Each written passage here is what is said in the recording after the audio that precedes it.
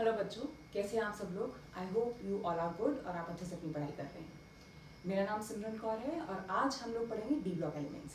Alright, इससे पहले की वीडियोस में you are already done with P block. और अगर मैं डी ब्लॉक की बात करूँ तो जनरल इंट्रोडक्शन आप सबको पता है कि डी ब्लॉक में 10 ग्रुप्स होते हैं and this is from group 3 to group 12। Left hand side पे एस ब्लॉक है, राइट हैंड साइड पे पी ब्लॉक है। राइट, और डी ब्लॉक एलिमेंट्स जो हैं they are called as transition elements, क्योंकि उनकी जो प्रॉपर्टीज हैं वो लाई करती हैं between metals and non metals. तो ट्रांजिशन का मतलब होता है चेंज, तो क्योंकि उनकी प्रॉपर्टीज मेटालिक से नॉन मेटालिक बिहेवियर की तरफ जाती हैं, that is why they are called as transition elements. Alright, अब जो नेक्स्ट ये जो डेफिनेशन थी ये पुरानी डेफिनेशन थी।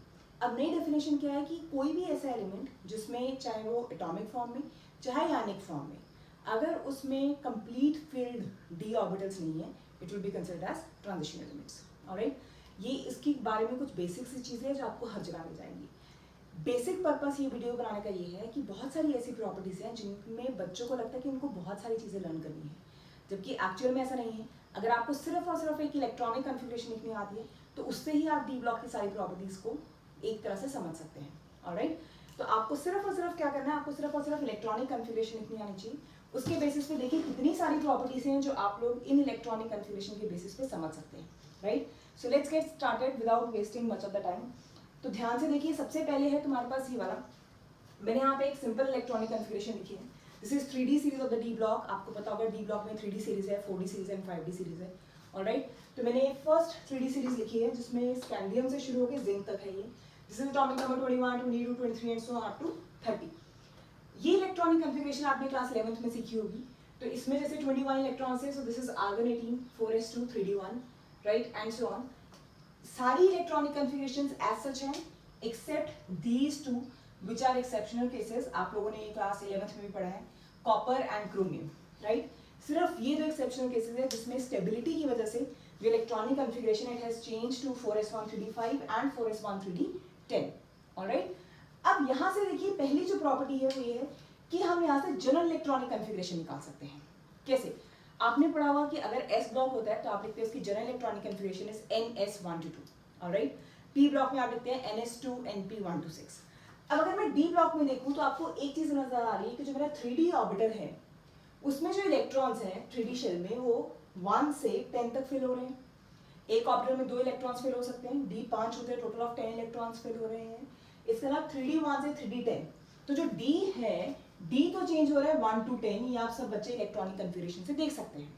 राइट, और जो 4s है उसमें क्या है, 4s में देखो 2 2 2, लेकिन जो एक्सेप्शनल कन्फिग्रेशंस है उसकी वजह से उसमें क्या आ रहा है, और 4s 1 भी तो आ रहा है ना। इसका मतलब जो 4s है वो कहां से चेंज हो रहा है, जो s है वो चेंज हो रहा है 1 to 2। अब यहाँ है 4s और यहाँ क्या है 3d। इसका मतलब अगर यहाँ 5s होगा तो यहाँ 4d होगा, तो d में हमेशा एक शेल कम आएगा, which is called as penultimate shell.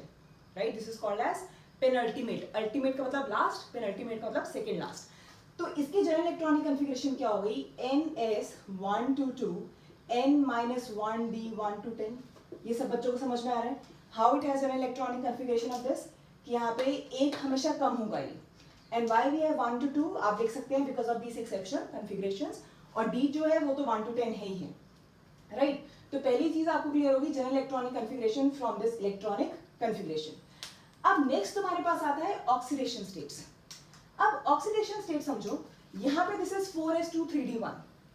इसका मतलब जो स्कैंडियम है अगर उसको नोबल गैस कन्फिग्रेशन अटेन करनी है तो वो मैक्सिमम कितनी ऑक्सीडेशन स्टेट शो कर सकता है, वो मैक्सिमम 3 इलेक्ट्रॉन्स लूज कर सकता है।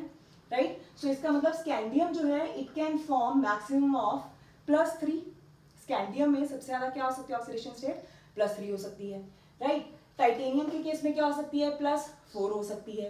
राइट, वनेडियम के केस में +5 हो सकती है एंड सो ऑन। आप सबको ये चीज समझ में आ रही है? आई होप आपको बोर्ड नजर आ रहा है। कुछ लाइट का इश्यू हो गया, लाइट चली गई है, but we can always try. Right, alright, so this means जो स्कैंडियम है, scandium can have maximum of +3, titanium can have maximum of +4, vanadium can have maximum of +5 and so on. अब chromium पे आ जाओ। What about chromium? Chromium की oxidation state maximum कितनी जा सकती है, +6। So chromium can have maximum of +6, manganese can have maximum of +7। अब जो important point है वो ये है कि मैंगनीज पे देखो 3d5, ये एक ऐसा केस है जहां तुम्हारे पास मैक्सिमम ऑक्सीडेशन स्टेट हो चुकी है। इसके बाद दोबारा से जो ऑक्सीडेशन स्टेट है इट स्टार्ट्स फॉलिंग। आपने सुना होगा जैसे आयरन है तो Fe एग्जिस्ट है Fe+2 and Fe+3, right. Cobalt है सेम +2 ज्यादा स्टेट शो करता है, +3 टू सम एक्सटेंट। निकल +2, कॉपर +1+2 एंड जिंक जो है इट शोज +2। तो the important point here is कि you must know the trend of oxidation states in this series. So what is the trend of oxidation states? It first increases from scandium and it gets maximum at manganese, right? Manganese पे होती है +7 and उसके बाद it again goes on decreasing. तो यहाँ से हमको oxidation states के बारे में भी पता चल जाएगा। Alright, so oxidation states के बारे में आप लोग पता कर सकते हैं यहाँ से। तो आपको यहाँ से oxidation states के बारे में भी पता चल गया है। तो इस सीरीज में मैक्सिमम ऐसा कौन सा एलिमेंट है which can show the oxidation state? It is manganese which is +7। लेकिन अगर कोई आपसे वैसे ही पूछ ले कि पूरे डी ब्लॉक में ऐसा कौन सा एलिमेंट है which can show maximum oxidation state, तो इसका आंसर आता है osmium, right, and that too in osmium O4, right. और यहाँ पे जो ऑस्मियम है उसका ऑक्सीडेशन स्टेट होता है +8। तो मैंगनीज जो है वो भी +7 शो करता है in the presence of oxygen और in the presence of some strong this electronegative elements जैसे फ्लोरीन। लेकिन अदरवाइज जो उसका ऑक्सीडेशन स्टेट है वो +7 होता है मैक्सिमम, और ऑस्मियम में it is +8 to the maximum. All right. So now you know there are two properties which we have already read, which is general electronic configuration and oxidation state. अब यहाँ से एक और चीज जो डिस्कस कर सकते हैं हम लोग वो ये, आपने जनरल इलेक्ट्रॉनिक कन्फिगरेशन पढ़ ली, आपने ऑक्सीडेशन स्टेट्स पढ़ लिए, आपको मैक्सिमम ऑक्सीडेशन स्टेट पता चल सकता है। अब यहाँ से इससे मिलते जुलते एक और प्रॉपर्टी जो हम पढ़ सकते हैं दैट इज कैटालिटिक प्रॉपर्टी। अब कैटालिटिक प्रॉपर्टी क्या है, आप सबको पता होगा कि जो तुम्हारे पास कैटलिस्ट होता है it is a substance which does not participate in the reaction, right, और you can say it is a substance which is not used up in a reaction. वो सिर्फ रिएक्शन को क्या करता है, रिएक्शन को इनहांस करता है।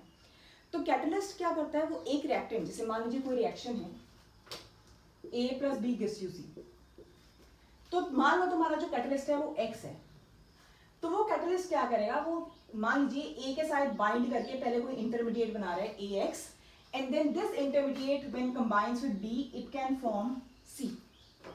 ऑलराइट, तो कहने का मतलब क्या है कि कैटलिस्ट जो है वो किसी ना किसी रिएक्टेंट के साथ मिलकर क्या बनाएगा, एक इंटरमीडिएट। तो अब तुम ये चीज समझ पा रहे हो कि अगर ये कंबाइन कर रहा है तो इसका जो ऑक्सीडेशन स्टेट है वो चेंज हो जाएगा, राइट। तो कैटलिस्ट बनने के लिए जो बेसिक रिक्वायरमेंट है वो क्या है कि आपके पास एक ऐसा एलिमेंट होना चाहिए which can show variable oxidation states, जो कि क्या शो कर सकता हो, वेरिएबल ऑक्सीडेशन स्टेट्स। आपने देखा होगा मैक्सिमम जितने भी कैटलिस्ट होते हैं वो डी ब्लॉक के होते हैं। जब आप हाइड्रोजनेशन करते हैं आप निकल, प्लैटिनम, पैलेडियम में से कोई यूज करते हैं, right.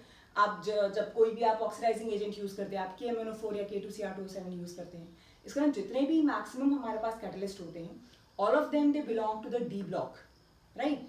And why D block elements have this tendency to behave as catalyst? क्योंकि कैटलिस्ट बनने के लिए कंडीशन क्या है कि substance should have tendency to show variable oxidation states. वो तभी होगा if it can have range of oxidation states. तो यहाँ आप देख सकते हैं कि जितने भी मेरे पास डी ब्लॉक एलिमेंट्स हैं उनमें रेंज है ऑक्सीडेशन स्टेट्स का, जिसकी वजह से they can show variable oxidation state and hence they can show कौन सी property, they can show catalytic properties. Alright, so now we know about this thing also, why they show catalytic properties. Alright, अब यहीं से हम यहां जाते हैं concept of pseudo transition elements.